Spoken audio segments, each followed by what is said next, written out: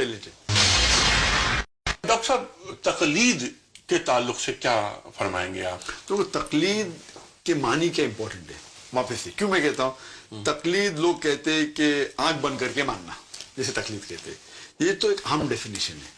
لیکن میں یہ کہتا ہوں کہ اگر آپ کو کس پہ بھروسہ ہے, مثال کے طور کے اوپر آپ جاتے ڈاکٹر کے پاس, وہ دوا دیتا, آپ مان کے دوا لے لیتے.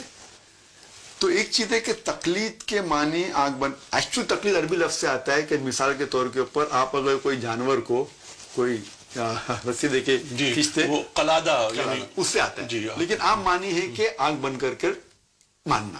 تو میں یہ کہتا ہوں کہ اگر کس کو آپ تحقیق کر کے بھروسہ کرتے ہیں اور اس کی بات مانتے تو کوئی اعتراض نہیں. لیکن اگر وہ انسان جس کی آپ بات مانتے اس کے خلاف اگر ثبوت پیش کرتے قرآن اور حدیث کی روشنی میں, پھر بھی آپ اس کی بات مانتے, اسے کہتے ہیں تقلید.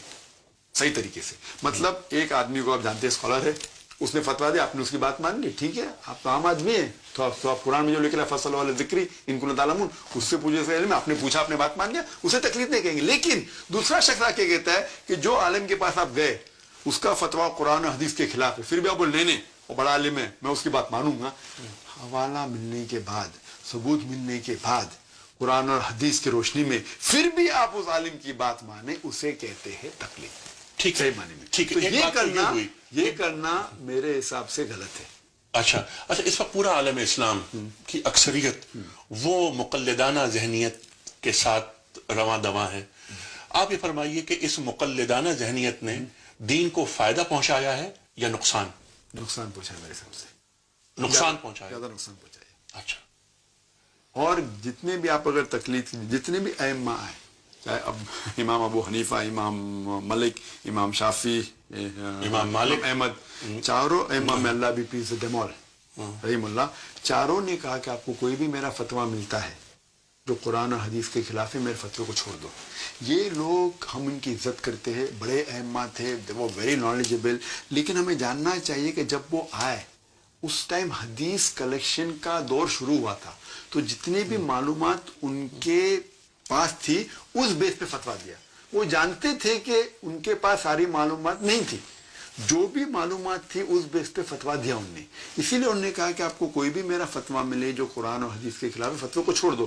تو انہوں نے ایسا کچھ, ان کا ارادہ نہیں تھا کہ ایک فرقہ بنانا یا ایک گروہ بنانا, لیکن انہوں نے فتویٰ دیے. تو اسی لیے میں کہتا ہوں کہ میں پریکٹس کے اندر, اگر ابو حنیفہ, امام ابو حنیفہ نے کچھ کہا رحیم اللہ, مثال کے طور پہ انہوں نے کہا کہ جب آپ نماز پڑھتے ہیں لاؤڈ نماز, تو سورہ فاتحہ کے بعد آمین آہستہ سے بولو. لیکن جب میں پڑھتا ہوں صحیح بخاری میں کئی حدیث ہے جس میں لکھا ہوا کہ آمین زور کا بولو, آمین بالجہر ہے, بالجہر, تو میں آمین زور کا بولتا ہوں. اسی لیے میں کہتا ہوں کہ میں 100% حنفی ہوں, کیونکہ امام ابو حنیفہ نے کہا کہ آپ کو کوئی بھی میرا فتویٰ ملے جو قرآن اور حدیث کے خلاف ہے, اس فتوے کو چھوڑ دو. تو میں نے فتوے کو چھوڑ دیا. تو عملی طور پہ میں 100% حنفی ہوں. باقی لوگ میرے حساب سے 80% حنفی ہے. وہ ابو حنیفہ کی اکثر بات کو مانتے لیکن سب بات کو نہیں مانتے. ابو حنیفہ نے یہ بھی کہا کہ اگر فتویٰ غلط ہے تو چھوڑ دو. اسی طریقے سے امام شافعی نے کہا. تو کیا ڈاکٹر صاحب آپ ہی کی بات کو آگے بڑھاتے ہوئے, کیا ایسا ممکن ہے کہ جو بات کسی بھی امام کی اچھی لگے نہیں, آپ جو صحیح ہے, جو یعنی اچھی لگی سے مراد دینی نقطۂ نگاہ سے, بالکل سے, دینی نقطۂ نگاہ سے, بالکل سے, تو کیا ہم بیک وقت کئی اماموں کے فالوور ہو سکتے ہیں؟ بالکل سے. یہ لوگ کہتے ہیں کہ آپ کو ایک ہی امام کو پکڑنا چاہیے, آپ چینج نہیں ہو سکتے. یہ آپ ان ثبوت کے لیے پوچھے, کل ہاتھوں برہانکم ان کنتم صادقین, کہیں بھی قرآن میں نہیں لکھا ہے, کہیں بھی حدیث میں نہیں آتا ہے. یہ ائمہ کا ذکر بھی نہیں حدیث و قرآن میں. یہ ائمہ گریٹ اسکالرز ہم ان کو رسپیکٹ کرتے, اور عام طور پہ 95% کے اوپر صاحب ائمہ نے وہی چیز کہا. فرق ہے 2%, 3%, 4% میں, اس کے اوپر ہم لڑتے ہیں. تو اس 3 یا 4% میں اگر اختلاف ہے تو ہمیں تحقیق کرنا. جس میں اختلاف نہیں ہے, میں صحیح ہوگا تحقیق نہیں بھی کرے چلتا ہے. اگر آپ کو لگتا ہے تحقیق میں اختلاف ہے تو آپ تحقیق کرو, کیونکہ لوگ کہتے ہیں کہ ہمیں قرآن کو فالو کرنا چاہیے, اطیعوا اللہ اطیعوا رسول, اللہ کو رسول کو, اور جس کے پاس علم ہے, who is endowed with knowledge, those have authority. یہ قرآن کی آیت ہے, لیکن یہ آدھی آیت ہے. پوری آیت ہے سورہ نساء کی سورہ نمبر 4 آیت نمبر 59, آیت نمبر 59 میں, اطیعوا اللہ اطیعوا رسول, obey Allah and obey the messenger and those endowed with authority, جس کے پاس اولی الامر.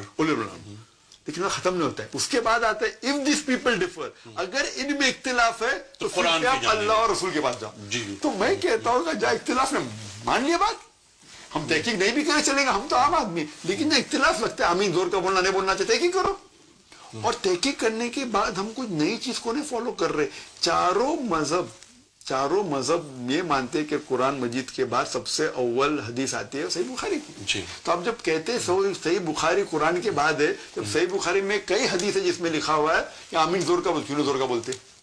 تو کچھ لوگ یہ کہتے ہیں کہ تو یہ ڈاکٹر صاحب ایسے کہ مائنر ایشوز ہیں, مائنر ایشوز ہے, اس میں تو اختلاف ہونا چاہیے, ہونا نہیں چاہنا چاہیے, لیکن فکری اختلاف, اختلاف سے مراد یہاں فکری اختلاف ہے.